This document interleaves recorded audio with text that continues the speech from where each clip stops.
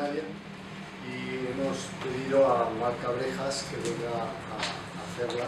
Marc Cabrejas es vocal de la permanente del Consejo General del Poder Judicial, es magistrada y ha sido una colaboradora extraordinaria para Transparencia Internacional y para la lucha contra la corrupción en España. Es la impulsora del portal de transparencia José Luis Terreiro, que era el secretario general que por desgracia murió del Consejo General del Poder Judicial, que nos ayudó muchísimo. Y también es la impulsora del otro gran tema que tenemos pendiente, que es el repositorio de datos de corrupción, ¿no? Entonces nos va a explicar un poco cuál ha sido la política de transparencia del Consejo y también cómo se está configurando el repositorio de datos de corrupción. Y muchísimas gracias por estar aquí a estas horas y muchísimas gracias a todos vosotros por aguantar este calor. Muchas gracias, buenas tardes.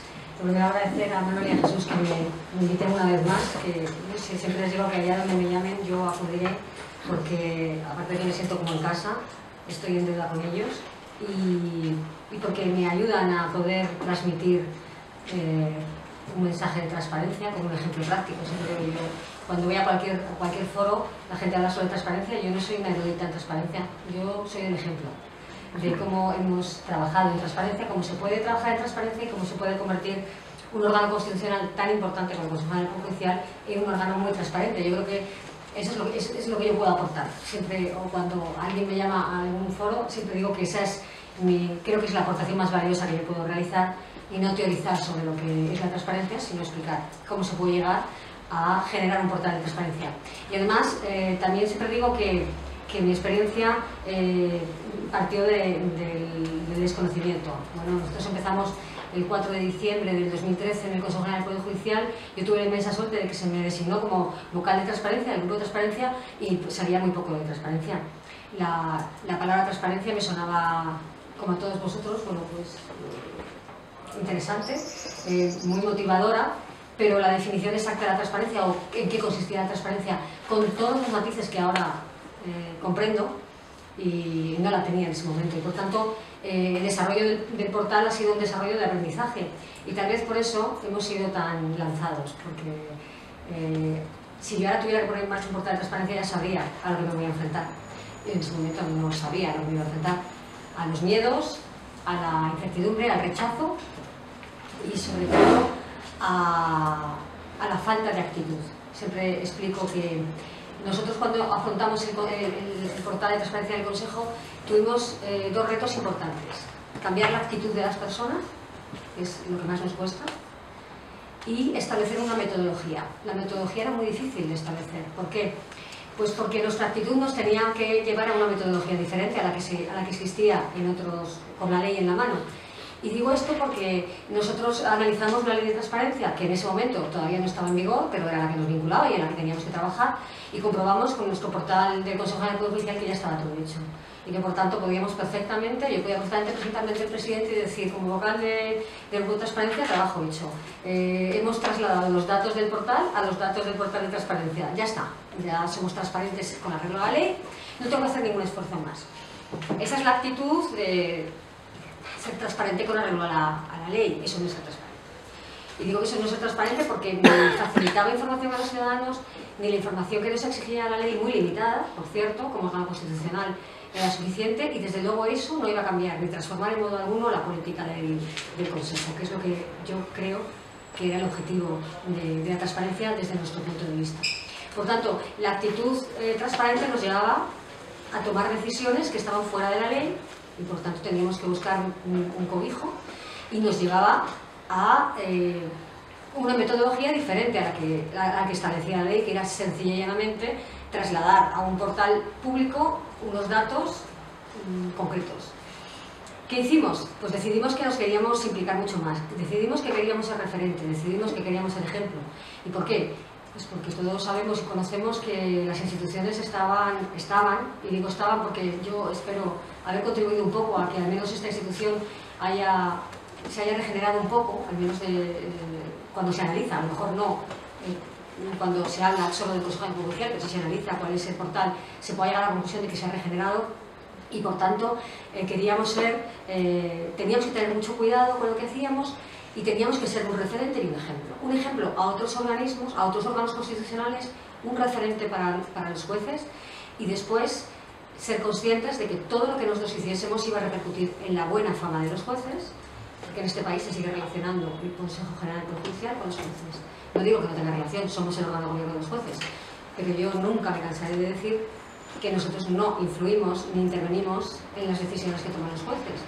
Pero cualquier crítica que se haga, y son últimamente absolutamente insistentes, la politización del Consejo General del Poder Judicial repercute en la apariencia de independencia de los jueces. Y digo la apariencia porque la independencia me consta.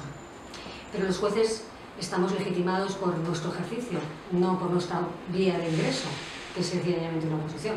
A nosotros nos eligen, nosotros aprobamos una oposición y empezamos a trabajar. Nuestra legitimación está en el ejercicio de nuestra función. Y si el ejercicio de nuestra función está bajo sospecha, esto afecta a la credibilidad y por tanto afecta a uno de los pilares que es la justicia dentro de una democracia. Y por tanto todo lo que nosotros hacíamos, si afectaba de manera buena a la fama de los jueces, aunque no tenía por qué, porque no tenemos esa forma de influir en las decisiones de los jueces, pero bueno, teníamos que aprovechar también esa confusión, por decirlo de alguna manera, para repercutir en dicha fama. Toda esta carga de responsabilidad nos llevó a tener que tomar una primera decisión y era, vamos a obligarnos a mucho más de lo que nos dice la ley. Es decir, vamos a empezar a trabajar con esto que nos dice la ley, ya no tenemos nada que hacer, vamos a empezar a trabajar. ¿Y cómo vamos a empezar a trabajar? Bueno, pues nosotros, claro, tenemos un órgano de gobierno, tenemos un pleno, tenemos una comisión permanente, tenemos unas obligaciones que cumplir y lo que no puedo hacer yo es inventarme las obligaciones, asumirlas yo y plasmarlas en un portal. Buscamos la vía del convenio para obligarnos a nosotros mismos a que los indicadores que íbamos a establecer en la publicidad activa fuesen de una carga mayor, de una carga mucho más trascendente y de un alcance como hemos conseguido. A eso acudí a Transparencia Internacional, donde bueno, me acogieron creo que con los brazos abiertos desde el primer momento, me ayudaron muchísimo, porque ellos sí saben de transparencia. Perdón, lo como yo. O algo así.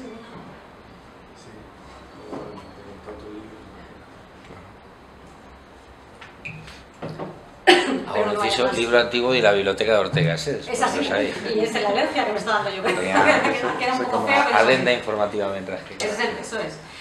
Por tanto, acudimos a Transparencia Internacional y nos fijaron unos índices, unos indicadores, mejor dicho, que resultaban de difícil cumplimiento inicialmente. Y de difícil cumplimiento no solo porque nosotros no estuviésemos absolutamente dispuestos a cumplirlo, sino porque había que sacar muchas cosas al portal que no iban a gustar o que iban a preocupar, y de hecho hubo resistencia externa, interna. Fue una lucha bueno, en la que contamos con muchos apoyos, pero también encontramos problemas y seguimos encontrándolos. La transparencia busca para el de enfrente, siempre lo he dicho, no la propia. Cuando tienes que abrirle las tripas al de enfrente, pues estás dispuesto a llegar hasta el final y todo te parece poco. Pero cuando tienes que enseñar lo tuyo, lo primero que te planteas es ¿por qué? Si no hace falta.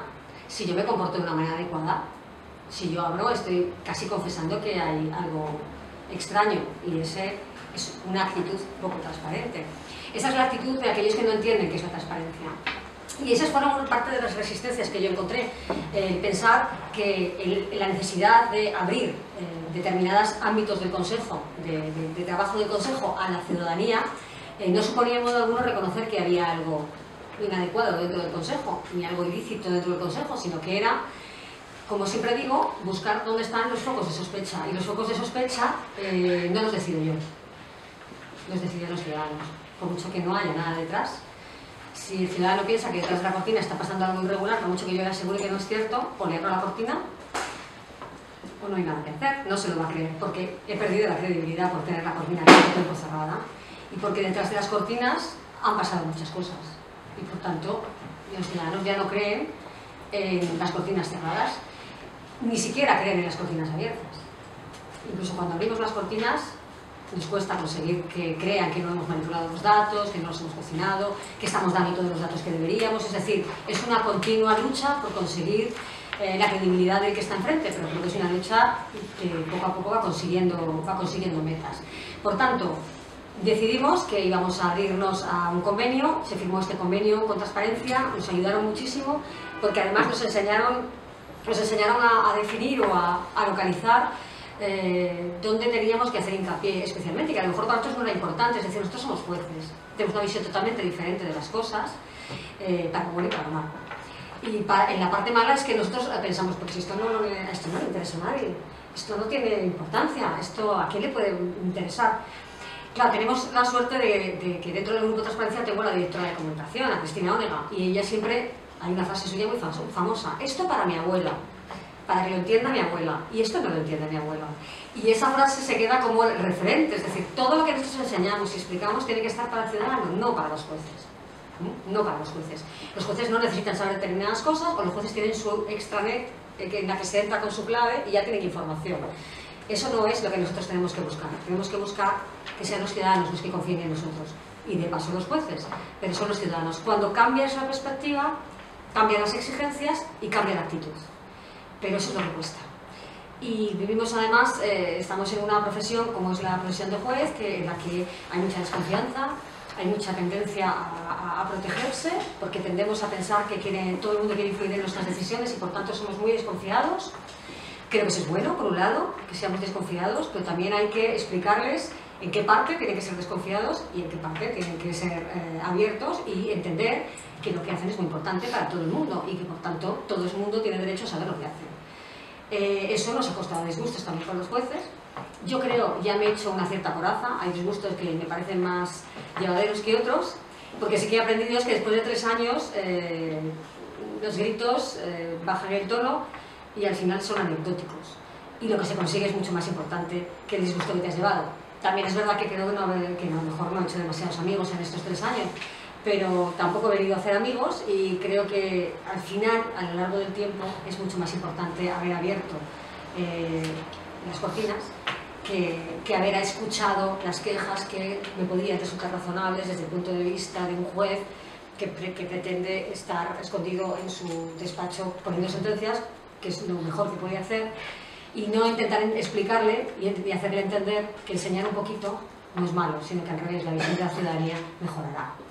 Por tanto, esto es lo que más o menos es el resumen teórico de lo que hemos hecho. Como no tengo mucho tiempo, no puedo entrar en demasiados detalles, pero yo invito a entrar en el portal porque de verdad que es un viaje muy interesante. Hay mucha información ahí que afecta a todo el mundo, que afecta a los ciudadanos y que está ahí. Y solo quería destacar 2 o 3 pinceladas para que sean conscientes de hasta dónde hemos llegado. Y cuando yo defiendo que hemos sido valientes, no lo hago para mi propia... Para redundar en mi propio beneficio, porque yo dentro de 2 años que acabe mi consejo me volveré a mi juzgado y yo seguiré trabajando poniendo mis sentencias, sino lo hago porque creo que un órgano constitucional de la importancia del consejo puede ser ejemplo, y siendo ejemplo puede arrastrar a otros, a veces por el ejemplo y a veces por la vergüenza, y lo digo con toda claridad. Es decir, aquellos que creen que esto no se puede hacer, que eso tiene consecuencias o que esto no se debe hacer, nosotros les estamos enseñando cada día que se puede, que se debe y que no pasa nada. Ese es el ejemplo que yo quiero dar. Y por poner de nuevo ejemplos, explicar, nosotros buscamos los focos de sospecha en 3 partes. Pero no los buscamos, estaban ahí. Lo que hicimos fue tener el valor de reconocerlos. Se pueden negar. Todos los focos de sospecha se pueden negar. Si los niegas ya no están, ¿no? Ya está. Aquí nadie sospecha que nosotros tengamos ningún problema con la gestión económica. ¿Cómo van a pensar que los jueces del Consejo se enriquecen con los contratos? Eso es una barbaridad. Solo plantearlo es una barbaridad. No puedo aceptar que me digas que yo como juez estoy enriqueciéndome con un contrato cuando estoy actuando en la comisión permanente. Vale, una vez que baja el tono de la indignación, yo le explico, si yo creyera que tú te estabas enriqueciendo, no estaba hablando contigo, yo estaba en el juzgado de guardia. No tengo que discutir contigo eso, es obvio que no te estás enriqueciendo. Pero da la casualidad de que los que están detrás a lo mejor no lo saben, o no lo creen, o sospechan. ¿Por qué? Pues porque hay por desgracia, una historia reciente en la que muchas funcionarios y autoridades públicas se están enriqueciendo. Y nosotros, que somos jueces, además, tenemos que explicar que nosotros no lo hacemos. Y no solo explicarlo, sino darles datos para que lo vean. De ahí que se deduce. Hay que enseñar todos los contratos, los menores, los mayores. Hay que enseñar en lo que gastamos en todo, lo que gastamos en viajes, qué gastamos en el billete de tren, ¿vamos en primera o vamos en turista? ¿Qué gastamos cuando vamos a dormir? ¿En qué hotel nos alojamos? ¿Qué gastamos en comer? ¿Hasta cuánta dieta se nos paga? Todo esto, de manera constante y por goteo, da una imagen de transparencia en los gastos externos del Consejo y a la vez informa a los ciudadanos qué están haciendo los vocales, qué está haciendo el presidente cuando salen por el territorio nacional. Por lo tanto, doble mensaje, doble información y doble ventaja. Ahora, si no tuviésemos un convenio con Transparencia Internacional, esta información no la podríamos dar. ¿Por qué? Porque no está contenida dentro de lo que nos obliga la ley de transparencia. Y por eso digo que toda esta información, para aquel que no quiera darla o no le guste que se dé, con no firmar el convenio y entrar solamente en las obligaciones de la ley, habríamos cumplido. Por eso la actitud es la que cambia totalmente el portal. La actitud. ¿Qué hacemos también? Llegamos a la conclusión de que somos el único órgano, el único poder del Estado que no informa del patrimonio de sus órganos de gobierno. Los diputados, los senadores, los altos cargos. ¿Por qué voy yo a sustraer a los ciudadanos de esa información? Pues no se puede imaginar la reacción que hubo dentro del Consejo. Siempre cuento una anécdota y es que cuando se acabaron los argumentos para rechazar esta información, comenzaron los emotivos y llegó a la frase que siempre cuento, Manuel conoce, de si doy mi patrimonio es posible o entro en el riesgo de que secuestren a mis hijos. Claro, yo ante ese argumento no puedo decir nada más que, bueno, pues, ¿qué le vamos a hacer, no? Asumiremos el riesgo de que secuestren a nuestros hijos. Es lo normal, ¿no?, que ocurra en estos casos cuando cualquier alto cargo enseña su patrimonio. Lo normal es que inmediatamente una banda organizada vaya a buscar a sus hijos para reclamarles el dinero que tienen. Es totalmente absurdo. Es ya el último argumento emotivo ante la realidad y el hecho de que vayan a enseñar tu patrimonio y que ya no hay marcha atrás porque estás en un órgano de gobierno y que lo tienes que hacer. Igual que los diputados lo hacen, igual que los altos cargos. De nuevo vuelvo. Con la ley de transparencia en este momento no tenemos obligación de hacerlo. Llegamos a modificar la ley orgánica, pero con la modificación que se ha hecho a la ley orgánica tampoco tenemos obligación de hacerlo, solo de registrarlo en secretaría. Con el convenio asumimos esa obligación, que fue una obligación que discutimos, que fue una obligación difícil de gestionar, porque sabíamos que iba a haber mucho rechazo, pero llegó el momento en que lo aceptamos. Y los miembros de la comisión permanente, que son aquellos que toman las decisiones sobre los contratos, hemos enseñado todo nuestro patrimonio. Hemos utilizado un modelo que viene publicado en una orden ministerial, que es con lo que se publica el patrimonio de todos los altos cargos en el Boletín Oficial del Estado y por tanto es una información resumida, que tiene como finalidad única y exclusivamente que los ciudadanos sepan con el dinero que entramos y con el dinero que salimos. Y que si hay algún tipo de enriquecimiento que no se corresponda con los salarios que a su vez se publican en el portal que recibimos, tengamos que explicar por qué.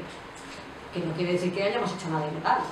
Podemos haber recibido una herencia, podemos haber tenido alguna mejor fortuna de alguna manera, pero que sea perfectamente legal, pero tenemos que explicarlo, porque los ciudadanos tienen que pensar, si entras con 100 y sales con 1000 y cobrabas 10 cada mes, a mí esto no me cuadra. Y estás todo el tiempo negociando contratos, pues a mí explícame si no, esos 1000 no vienen de tu gestión económica. ¿Es algo tan sencillo como esto? Cuesta. A mí no me hace gracia. No me gusta sacar mi patrimonio en abierto, pero es que si estoy en un órgano de gobierno, la posibilidad que tengo es no estar. Me voy y cuando me voy a mi juzgado, como juez no los tengo que enseñar, pues ya está, es una opción. Pero tenemos que asumir con el ejemplo. Después, bueno, pues tuvimos que dar información sobre el otro foco de sospecha. Un foco de sospecha que se utiliza siempre para atacar al Consejo de manera sistemática y por tanto no había muchas dificultades para identificarlo, pero sí había dificultades para solucionarlo, que son los nombramientos. Ese es el mantra, ¿no? Los nombramientos. No se hace por mérito y capacidad, están todos politizados. Eso, desde que me levanto hasta que me acuesto, lo escucho. Como vocal de transparencia me planteo, ¿y esto cómo lo puedo combatir? Pues es muy difícil de combatir. ¿Por qué es muy difícil de combatir? Porque nosotros tenemos una regulación, que es un reglamento, que establece unas pautas básicas que tienen que concurrir en los solicitantes de determinados cargos, pero son muy básicas, ¿vale? ¿Cuánto tiempo llevan?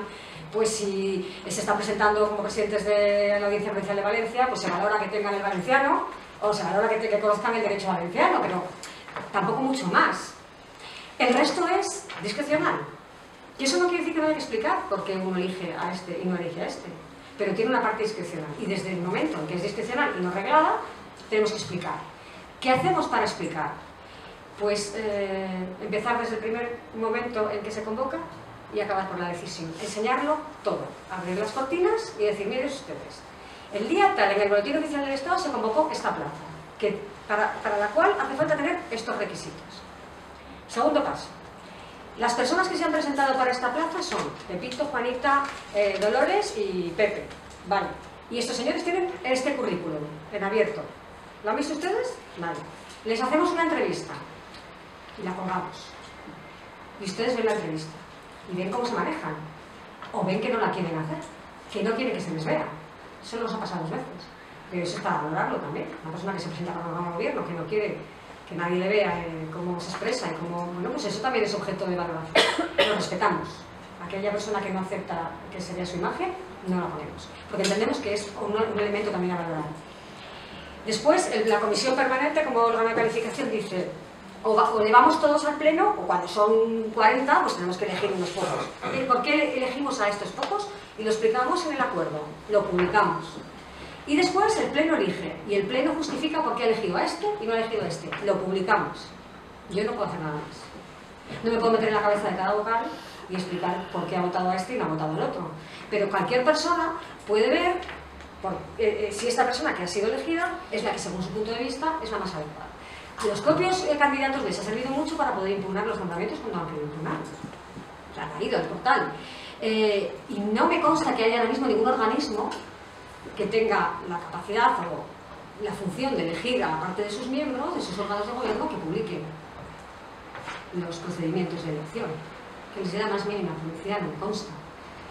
Y sin embargo seguimos oyendo que no somos transparentes en el nombramiento. Yo por eso lo reivindico una y otra vez.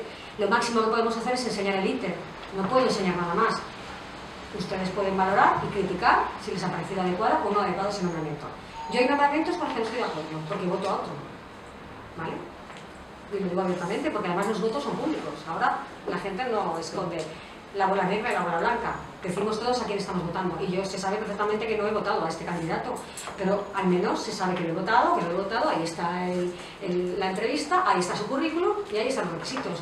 Se puede hacer la valoración. Por lo tanto, eso me parece que es un gran paso. De nuevo, esta información, sin el convenio de transparencia, no lo podríamos publicar porque la ley de transparencia no nos hace. Una sola cosa más antes de entrar por decir algo del repositorio, que sé que Manuel quiere que hable de él, aunque lo voy a hacer de verdad por Manuel y por Jesús, porque estamos todavía en fase de elaboración y no debería hablar de él. Solo una cosita más que me parece muy, muy importante de las decisiones que hemos tomado, y ya me meto en el tema del repositorio y de la encuesta. Cuando estudias transparencia, pero lo estudias como lo estudio yo, es decir, no leyendo, sino entrando en los claros ejemplos, te das cuenta, después de un tiempo, que ser transparente no es tener un portal bonito y con mucha información. Ser transparente es aceptar que la gente quiere saber lo que tú no estás enseñando ahí. Lo que tú estás enseñando ahí eres tú el que decides que lo enseñas y por tanto estás perfectamente tranquilo cuando lo enseñas, salvo que se te escape algo que no te hayas dado cuenta. Pero lo difícil de ser transparente es que te pidan cosas que tú tienes y tú aceptes darlas. Eso es lo difícil. Esa es la prueba. Ese es el test. ¿Cómo se puede dejar de ser transparente aparentemente teniendo un portal precioso? Pues de 2 maneras. O aceptando todas y cada una de las limitaciones que establece la ley de transparencia para el derecho de acceso, que si las interpretas de manera literal hay muchas y son perfectamente aplicables, nosotros somos jueces, vamos. Nos cuesta cero hacer la interpretación y la subsunción del tipo sin ningún problema. Y por otro lado, estableciendo una forma de acceso tan enrevesada y tan complicada que desanime a los solicitantes al segundo o al tercer paso. Nosotros en lo que se refiere al primer ejercicio, la verdad es que no solamente informamos, es que informamos hasta de más. hasta aquello que no sabemos, les dirigimos dónde tienen que preguntar. Hay cosas que, bueno, en realidad conocemos, pero no son cosas nuestras, pues también las informamos. Todo aquello que no esté dentro de los, verdaderamente, de los supuestos ilegales, nosotros informamos para intentar transmitir que estamos dispuestos, que nuestra actitud es transparente y que no ponemos pegas innecesarias. Y en segundo lugar, tuvimos que tomar una decisión y es elaborar un formulario de solicitud no solamente muy sencillo, tan sencillo que es que prácticamente no tiene nada por rellenar, sino, y ahora esto lo voy a decir entre comillas, saltándonos la ley. ¿Por qué lo digo? Pues porque la ley de transparencia ha tenido, desde mi punto de vista, dos limitaciones que se podía haber ahorrado y que la verdad que podrían haber sido muy importantes. Una, no someterse a los estándares internacionales y pedir la identificación del solicitante. Y ahora explico por qué. Y una segunda, establecer un silencio negativo y que bueno, pues la gente que no reciba la respuesta, pues ahí se queda. ¿Qué hemos hecho nosotros para evitar estos dos problemas? Primero, hemos establecido que no vamos a pedir identificación del solicitante. Cuando me llaman alguna cosa por hacer eso y me dicen que estoy actuando, parece que mentira, que siendo el consejo y que siendo jueces estemos saltándonos la ley, yo como soy juez y sé interpretar la ley, no iba a decir a mi modo, pero sí sé sacarle el partido necesario, les explico cuál es nuestra postura. Y creo que nuestra postura es impecable. Si yo tengo información, está en mi poder, como establece la ley, porque la he generado yo o porque la he adquirido en el ejercicio de mis funciones y por tanto tengo obligación de informarla, la decisión de publicarla o no en el portal es un problema de oportunidad. Y a veces es un problema de espacio. Y a veces es un problema de que entendemos que no es interesante, tenemos que elegir. No podemos poner toda la información del portal porque se convierte en un portal farragoso y eso no es transparente. Por tanto, si yo tengo una información que quiere un ciudadano, pero yo no la he publicado por un problema de oportunidad o por un problema de espacio, ¿por qué voy a convertir a ese ciudadano en una persona de peor condición que aquel que accede a la información que está publicada en el portal? Pidiéndole su identificación. Cuando aquella persona que accede a la información que está en el portal, que yo he decidido cuál es la que está, solamente tiene que pulsar una tecla. Se mantiene en el anonimato y obtiene la información. Sin embargo, aquel que quiere conocer esa información que yo he decidido no poner en el portal, o porque no me ha venido bien, o porque no me cabe, o porque entiendo que no es el momento, le obligo a que se identifique. Entendemos que esto hace que se caiga por su propio peso la obligación de la identificación y solo la exigimos cuando, en casos extraordinarios, denegamos una solicitud de acceso y esa persona impugna la resolución. Lógicamente ya entramos en una fase de derecho administrativo en la que ellos nos dicen, oye, que ya identifícate si quieres impugnarla y ya vamos a entrar en una discusión de carácter legal. Por tanto, nos mantenemos por ahora en esta postura, sabemos que es controvertida, siempre que la expongo en determinados foros, bueno, pues hay algunos organismos que no les gusta mucho. Yo la voy a mantener por ahora, siempre que nadie me obligue a cambiarla, y creo que tiene una defensa bastante justificada. Y por tanto, eso lo hace. Luego, en lo que se refiere a la silencio negativo, nosotros hemos creado una herramienta de tal forma que cuando alguien entra a pedir una información en el consejo, se genera inmediatamente un registro, un número de registro, que se le da a la persona solicitante de manera anónima, es decir, totalmente anónima, de tal forma que ya tiene un número y puede seguir la historia de esa solicitud. Si pasa un mes, máximo 2, y no ha recibido esa información, puede reclamarla. Y puede incluso acudir al consejo y decir, ¿dónde está mi información? Por tanto, nosotros estamos no impidiendo, pero dificultando el silencio negativo, porque nos estamos haciendo objeto de persecución a nosotros mismos, y de hecho no lo hemos hecho nunca. Es decir, si alguna vez hemos tardado más es porque la información que se nos pide puede precisar una cierta elaboración y a lo mejor pues hemos tardado un poco, pero no es esa nuestra política, porque como digo, si uno cuando ofrece información empieza a poner dificultades, baja muchos enteros la credibilidad, y eso es lo que justo nosotros estamos intentando recuperar, lo tendríamos en cuenta en nuestros intereses. Hablando, esto es en principio nuestra política de transparencia. He hablado muy poquito porque bueno, podría empezar a navegar por el portal y les podría enseñar muchas cosas que mostramos, mucha información, información sobre los jueces, información sobre las compatibilidades de los jueces, información sobre quién es el juez que cada uno le ha tocado en su juzgado, muchas cosas que hemos enseñado y que la ciudadanía está agradeciendo y me consta, pero como ya tengo poco tiempo, voy a hacer un poquito referencia a las dos contrapartidas que nos pidió Transparencia Internacional. Lógicamente no nos podía pedir dinero porque entonces ya se acababa la relación de confianza, y entonces Transparencia ya tenía muy claro qué es lo que quería. A nosotros, cuando nos lo plantearon, pensamos, muy interesante, no será muy difícil. ¿En qué momento aceptamos el reto? Porque la verdad es que si el repositorio no acaba conmigo, si sobrevivo el repositorio, pensaré que puedo con todo, incluso después de una oposición.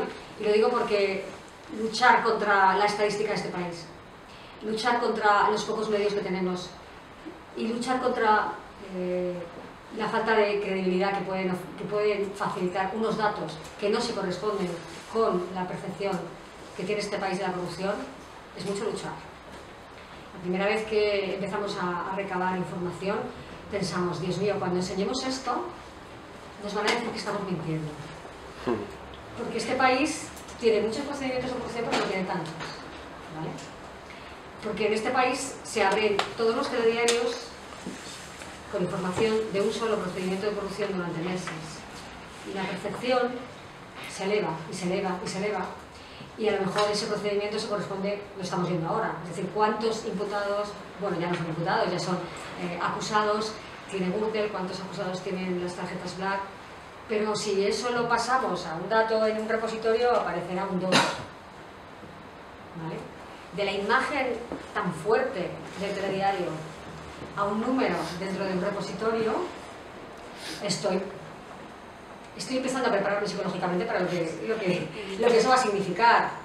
Yo lo siento, pero nosotros solamente vamos a dar los datos reales.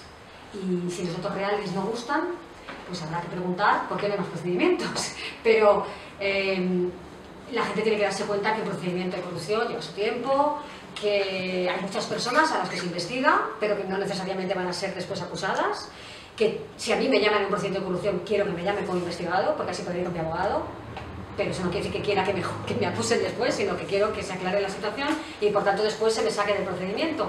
Todo esto son cuestiones que nos hemos planteado. Y por tanto, cuando estamos trabajando con un repositorio, nos estamos dando cuenta que estamos abriendo el primer paso en este país, que no hay datos de corrupción, y por tanto, yo cada día me lo repito. Este es el mérito. ¿Por qué? Porque sé que voy a recibir críticas y espero que la prensa sepa trasladar lo que verdaderamente hemos hecho, lo que estamos haciendo. Es decir, la importancia que tiene el empezar a tener datos, el empezar a hacer un trabajo despacio, que va a ir creciendo y que va a ir mejorando con el tiempo, porque cada trimestre que se vaya publicando y otro trimestre nos va a empezar a dar una visión real de cuál es la situación y que nos va a situar en cuál es la realidad. Y yo no voy a juzgar, lo haré en privado, pero no lo voy a hacer en público. Si hay muchos procedimientos o si hay pocos procedimientos. Si son los adecuados o no lo son. Porque nuestra responsabilidad solo es informar. ¿Cuáles son los procedimientos? Nosotros vamos a informar, y yo imagino que de la información que vamos a dar, prácticamente lo más útil va a ser los resúmenes nacionales que hagamos, tanto trimestrales como anuales, porque es donde podemos empezar a manejar datos de comunidades, datos de provincias, datos de acusados, pero claro, vamos a publicar, si lo conseguimos, y eso espero, 4 trimestres, pero son 4 trimestres partidos, es decir, los 2 trimestres del 2015 y los 2 primeros del 2016, por lo tanto no tendremos el año del 2015 entero ni tampoco el del 2016, pero esto es cuestión de tiempo. A final del 2016, primeros tendremos todo el año 2016. Vamos a informar de cuántos acusados y procesados hay en un trimestre, es decir, nosotros con nuestras fuentes estadísticas, que son los letrados de la Administración de Justicia, que rellenan unos boletines que nosotros les hemos mandado, solo podemos hacer una foto fija. Es decir, nosotros podremos informar en un trimestre cuántos procesados o acusados hay en cada comunidad autónoma, y en su caso en cada provincia. Luego esos los tienes que sumar al siguiente trimestre, al siguiente trimestre, al siguiente trimestre, y podrás llegar a cuántos hay en ese año. Son foto fija. Los que aparecen en ese trimestre los puedes sumar al siguiente porque no se van a repetir. Serán foto fija, foto fija, foto fija. Y vamos a informar de a cuántos procedimientos se corresponden esos imputados, perdón, esos acusados. Es decir, 112 se corresponde a 4 procedimientos, pues se corresponde a 4 procedimientos. Porque hay 4 procedimientos en los que hay 25 acusados, ¿vale? Por tanto, a lo mejor vemos 100 y pico y decimos, madre mía, la que se ha liado aquí. Y digo, solo 4 procedimientos. ¿Cómo puede ser que se haya 4 procedimientos? Bueno, pues es que solo hay 4 procedimientos. Pero son procedimientos potentes y que hay un número de acusados importante. Con el tiempo podemos ir viendo Vamos a informar también de las sentencias condenatorias y absolutorias, de los procedimientos que se han resuelto ese trimestre. Es decir, diremos cuántos procedimientos se han resuelto ese trimestre y cuántas sentencias se han dictado. Cuántas son condenatorias y cuántas son absolutorias. Lo que sí que adelanto, por los datos que estamos viendo, es que el número de sentencias condenatorias es muy elevado. Es decir, los jueces fiscales trabajan muy bien. Cuando afinan, ¿de acuerdo? Es decir, que hay que tener paciencia y que es mejor tardar un poco más, pero no llevar a juicio a aquel que no tiene que ser condenado y, sobre todo, no trasladar a la ciudadanía que hay 45 para que luego queden 3, porque eso la ciudadanía no lo entiende. No lo entiende. Y se produce una sensación de frustración que ya viene adelantada por los juicios en paralelo que hacen los medios de comunicación, en que ya te ponen a las personas como condenadas, cuando luego resulta que no lo son. Eso produce una sensación, no lo entiende, la ciudadanía no lo entiende, y yo lo comprendo desde ese punto de vista. Por tanto, eso sí que nos ha parecido una buena noticia, que las sentencias condenatorias son con muchísimo más alto el número que las absolutorias. Por tanto, el sistema está funcionando porque hay un procedimiento que está llevando a unas condenas y, por tanto, se justifica que la investigación se haya realizado no a ese ritmo. Por desgracia, el sistema procesal está mal diseñado para el sistema actual, para nuestra sociedad actual, y, por tanto, ojalá fuera más rápido, pero solo hay un juez instructor, que es un ser humano que se levanta por la mañana como nosotros y se acuesta como nosotros. Por tanto, si le ponen encima de la mesa 450 tomos, pues igual que nosotros tardará 450 horas, como mínimo, en mirarse esos procedimientos. Por mucho que le queramos andar, porque a los jueces españoles no les ayuda a nadie. Y si se le pone un juez de refuerzo, se le pone para llevar el resto. Ahora, con la nueva reforma, existe la posibilidad de que ayude a algún juez, pero de manera muy limitada y en casos muy excepcionales. Por tanto, los procedimientos seguirán siendo lentos y eso se va a reflejar en el repositorio. Y vamos a explicar con toda claridad que vamos a dar esa información sobre los fotofija, cuáles son los acusados que hay en ese trimestre, y que no necesariamente esos procedimientos se tienen que corresponder con los que se han ingresado ni con los que se han resuelto, es decir, fotofija. ¿Eso es una dificultad? Sí, es una dificultad. ¿No tenemos más vías de conocimiento? No, porque en este país la estadística sigue funcionando así, y esa es una reivindicación que también hacemos a través del repositorio. Es decir, seguimos dependiendo de que unos letrados de la Administración de Justicia pongan una barra y nos digan ha habido 4. Si se equivocan o nos lo rellenan, pues claro, esto es un problema. Entonces estamos haciendo un seguimiento casi pues, en cada órgano judicial y preguntando y lo has computado bien, es decir, es un trabajo impro, porque también tenemos un personal escaso. Y por tanto, estoy diciendo más de lo que debería, porque esta información es secreta. Pero bueno, lo hago por el esfuerzo que habéis hecho vosotros y porque sois bastante responsables de donde nos habéis metido, ¿no?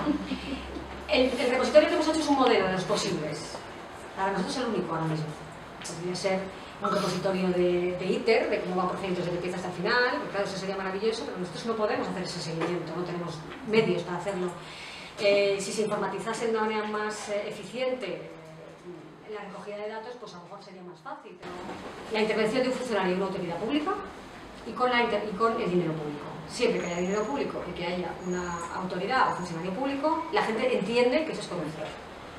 Luego están las tarjetas BLAC, que no estarán en el repositorio, ¿vale?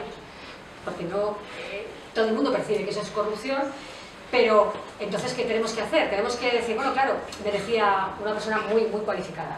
Claro, en el tema de las tarjetas BLAC hay muchas personas que se utilizan, o en temas de blanqueo, hay personas que se prevalecen de su antiguo cargo público para obtener. Y yo digo, ya, pero entonces yo que le digo al secretario judicial, no, mire, infórmeme en aquellos procedimientos de blanqueo, aquellos procedimientos de malversación, en los que haya intervenido un antiguo funcionario público o autoridad, y usted prejuzgue, claro, si está rato sí, pero si es un señor del pueblo, no, eso no podemos hacer, no. O sea, esa depuración sería entrar y manipular los datos, y nosotros no los podemos manipular. Por tanto, ejemplo paradigmático, las tarjetas BLAC no estarán, pero con presa. Entonces sí, aparecerá. Bueno, no voy a hablar más porque estoy que me van a regañar como se enteren que estoy contando tantas cosas. Este es el proyecto, es un proyecto que no digo que me arrepienta porque sé que es muy bueno para todos, pero está siendo muy complicado y Jesús y Manuel siempre me preguntan, ¿y para cuándo? Y yo ya de suyo, ya me da vergüenza decirles de verdad, o sea, Es que no sabéis lo que está costando y lo que... Yo no sé cuántas reuniones llevaremos, pues a lo mejor, pues os puedo contar 20, 30 reuniones y todas de 2 horas y pico, 3 horas y hablando con mucha gente. Claro, yo tengo al de estadística que tiene que hacer todas las estadísticas del Consejo General del Poder Judicial y que me dice, oye, es que tengo muchas cosas también que hacer y otros que me dicen, es que esto no es posible saberlo y gente que me dice, es que los secretarios pues están reacios y... En fin, no me voy a quejar más porque va a dar igual, pero lo que quiero decir o quiero transmitir es que hay que valorar que este esfuerzo sirva porque es el primer paso, porque creo que hace falta que todo el mundo sepa, por un lado, que los jueces y fiscales están trabajando duramente en la lucha contra la corrupción y también que esto no es Sicilia. Hay algo que nos puede tranquilizar un poco, es decir, donde hay que atacar se ataca, pero que todos también tenemos que empezar a reflexionar y a pensar que no vivimos en un país absolutamente corrupto y que no tenga solución, porque eso solo nos lleva a relajar nuestra propia conciencia y a decir que en este mundo corrupto, ¿qué más da lo que yo deje de hacer? Creo que eso es un error muy grave y que hay algunos que les interesa esa reflexión para justificar sus comportamientos inadecuados y yo no voy a estar por esa vía nunca. Siempre explicaré que es bueno que aparezcan muchos procedimientos de corrupción, porque eso quiere decir que se está destapando lo que hay, que estos procedimientos que están saliendo ahora son de situaciones anteriores, que dentro de 3 o 4 años veremos si todas las medidas que hemos puesto ahora en marcha han funcionado o no. Si dentro de 3 o 4 años estamos igual que ahora, es que no han funcionado. Pero si ha bajado el nivel de procedimientos, si ha bajado el nivel de corrupción, será que hemos acertado en algo y que todo lo que está saliendo ahora ocurrió y que si ocurrió no hay que echarle tierra, hay que sacarlo, aunque nos produzca desaliento, aunque a todos nos harte, aunque a todos nos canse y también, por otro lado, no dejar de pensar que es un tema muy grave y que los procedimientos de corrupción y las continuas informaciones sobre corrupción no nos conviertan en personas indolentes y que nos parezca que otro más, no tiene importancia. Una mezcla de no escandalizarnos hasta el límite y una mezcla de no insensibilizarnos. Y yo creo que con este repositorio, tal vez, el que tenga interés puede entrar y ver que sí que se está trabajando, que sí que hay procedimientos de corrupción, que se están poniendo sentencias, que hay muchas sentencias condenatorias, que hay personas que se están encontrando con la ley al final de su camino, como delincuentes que son, y que hay una serie de, incluso de presos, vamos a informar sobre los presos que hay por corrupción, y sobre los condenados por corrupción, que no necesariamente tienen que ir a la cárcel. Vamos a buscar aquí ejecuciones masivas, los que tengan que ir a la cárcel irá y el que no tenga que ir a la cárcel pues no irá y luego también tenemos que plantear los acuerdos que se producen, las devoluciones de las cantidades defraudadas, que se influye en las penas, etcétera, etcétera. Nosotros no vamos a hacer valoraciones, el Consejo no las va a hacer, no va a poner datos y luego a partir de ahí cada uno utilizará esos datos para lo que entienda oportuno y cada uno tendrá que responder de las interpretaciones que haga, porque nosotros no las vamos a hacer. Esto es lo que puedo decir del repositorio, yo me lo he dicho bastante, y espero que cuando lo presente pues no reciba más de lo que me merezco, porque estoy ya mentalizada que la situación va a ser complicada. Si quieres para allá, porque son las 8:30. Me he hecho recordar la otra contraprestación vuestra, que es una encuesta muy buena. Sí, claro, si queréis alguna pequeña referencia de la encuesta. Solo sabrá que es. En esa estoy siempre encantada de hacerla, aunque sé que tenía más demanda el repositorio.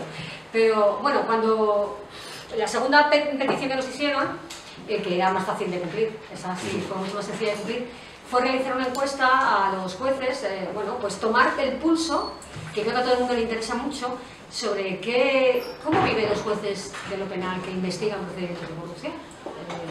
¿Sufren presiones? ¿No sufren presiones? Lo que se comenta.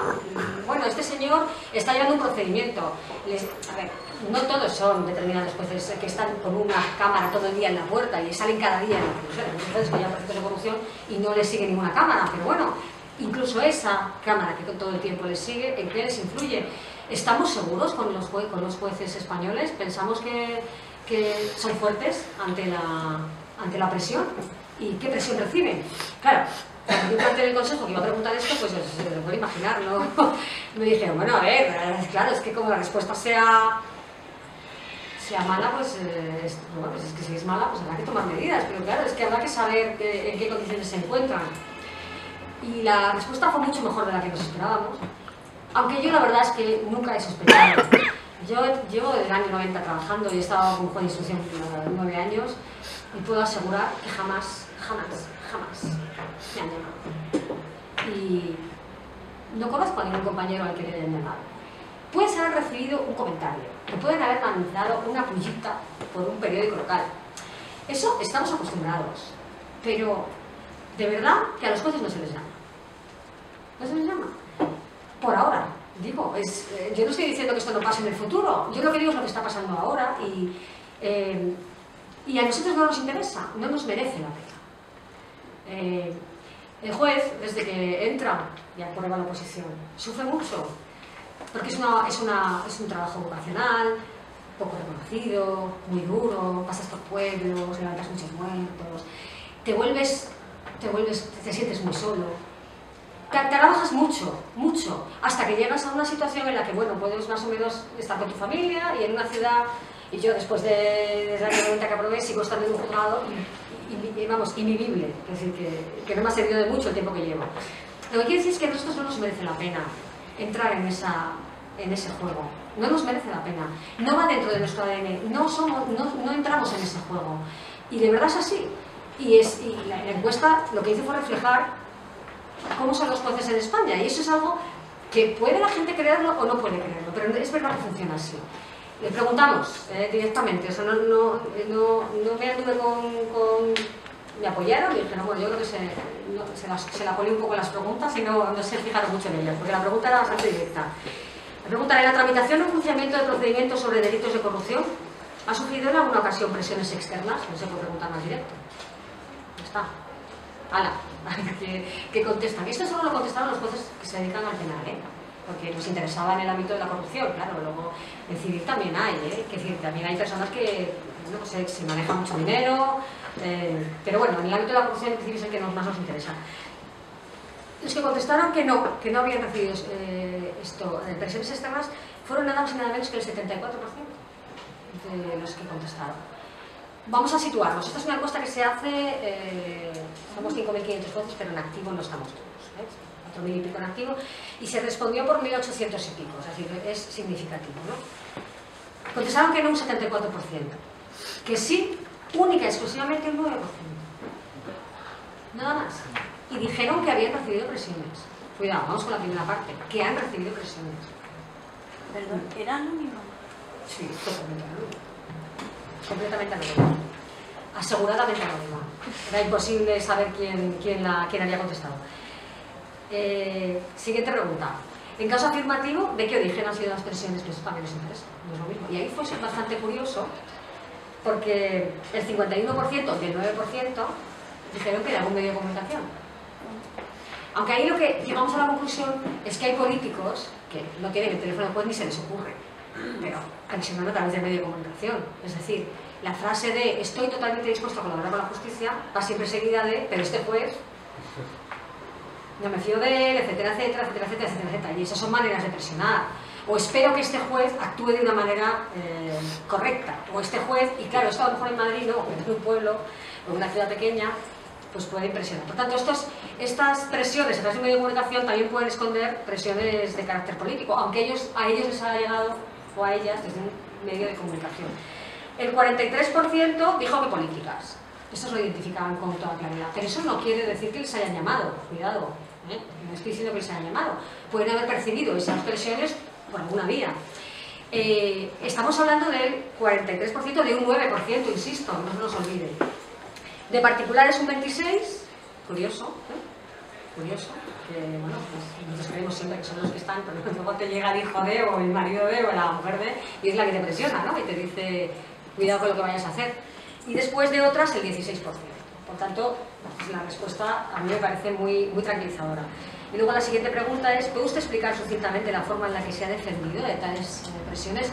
Y ahí, bueno, el texto era abierto, pero se hizo una amalgama, o sea, se intentaron subsumir en grupos las respuestas, y allá la respuesta fue muchísimo más contundente. El 67% del 9% contestó haciendo caso omiso. ¿Cree usted que los órganos judiciales podrían pararle? Pues claro, nosotros no podemos hacer más que una declaración pública, no podemos hacer nada más.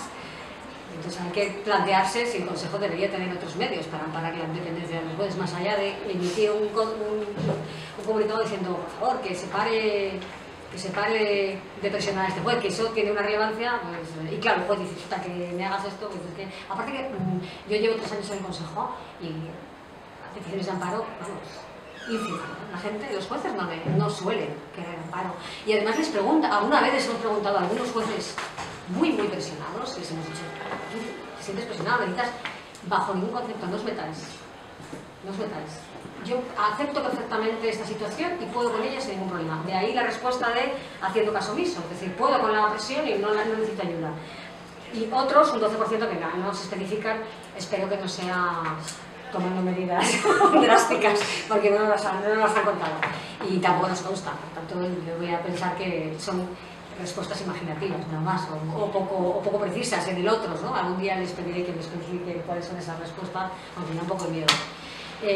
Esta fue la encuesta que hicimos en esta materia. También hicimos una encuesta sobre cómo debería cambiar el procedimiento,